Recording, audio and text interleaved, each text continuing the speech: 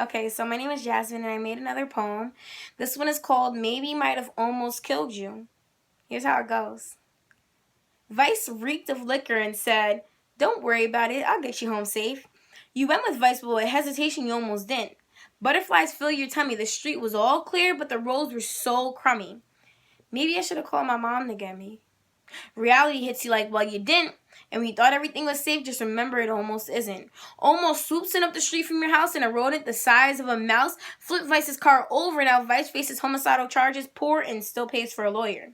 Maybe if your fantasy was true, then your family wouldn't be mourning while your body's punctured black and blue. Even though I strongly dislike using the word hate, I can genuinely say that I hate the word maybe. Perhaps I should replace hate with despise since hate is like his baby. It's like people were so unsure of the possibility and the outcome they formulated a word for it.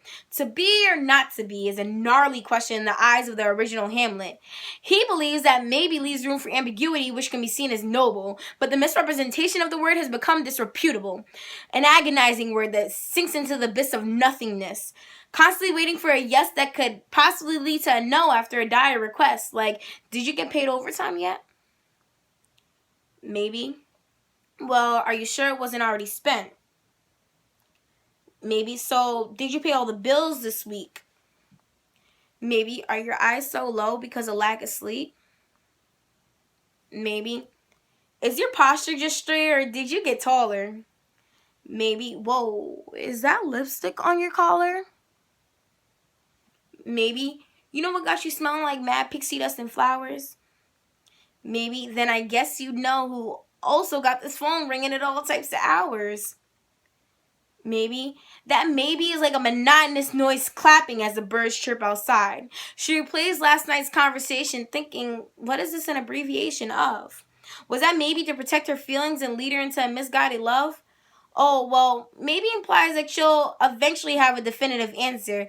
Meanwhile, I'll go psychotic and then soothe myself with one of those expensive counselors.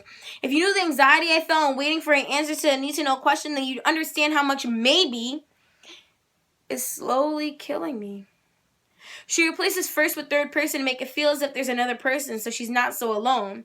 She begs for more company as you don't answer your phone. She begins speaking to herself. She doesn't find someone new because it feels as if your eyes are watching her from the bedroom shelf. Filling in the blanks of incomplete sentences with your words, wishing she could send messages to you via bird. She goes over it one more time. As her heart shrivels up, her mind begins to believe every word.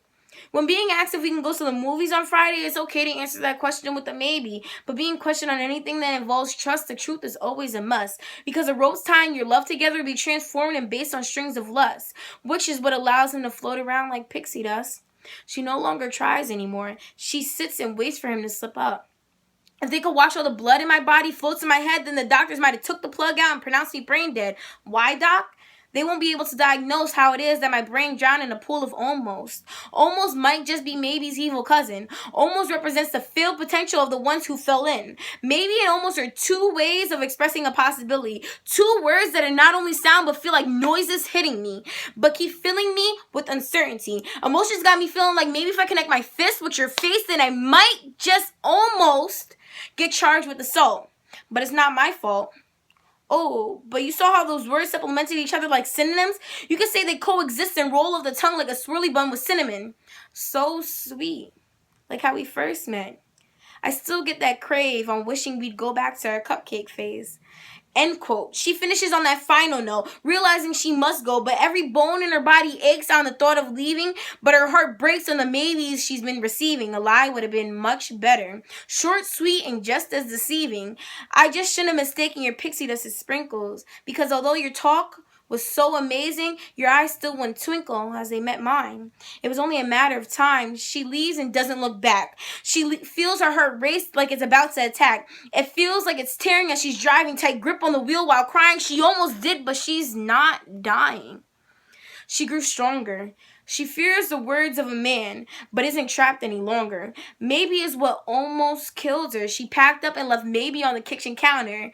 At first, on her own, it was a struggle, which she overcame and remained humble. On the brink of making it, she gave up too soon. Turning back, she realized there was nothing but failed potential in you.